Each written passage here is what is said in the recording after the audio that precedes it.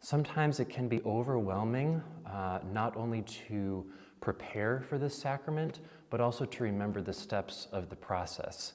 A good preparation for reconciliation involves what's called an examination of conscience, which is maybe a series of questions or things to consider, often based on the Ten Commandments, of things that you might want to bring into the conversation. These can be found anywhere online. We have several available on our diocesan website. Some are designed for adults, some are designed for teenagers, some are designed for young children, single people, married people, whatever. And that is a good sense of preparation. Once you feel prepared, you may walk into the confessional, and it's always okay to say to the priest, "I'm not sure what to do," or "I can't remember the first step," or "I'm not sure what to say." And we will happily and gladly guide you through the steps.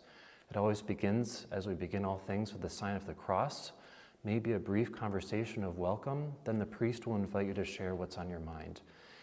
After that, there might be an additional little conversation, not necessarily a delving into every single thing that's mentioned, but an emphasis on the mercy of God, the love of God, especially in a moment like this, the fact that Jesus has already suffered and died for our sins. And then there will be some penance, either a prayer or an action given from the priest that you should do after confession. Then there's the prayer of contrition, which is a prayer that you would say to acknowledge your sorrow, that you're sorry for these sins, that you're, with God's help, trying to do better going forward. Then the priest has the prayer of absolution, which is, in a sense, truly Christ speaking through the priest to you, these words of absolution.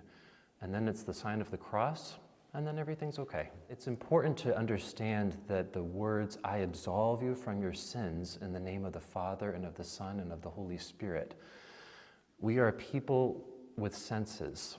To be able to hear that prayer, to be able to hear the words of Christ via the priest, is extremely powerful to us humans who act with our senses.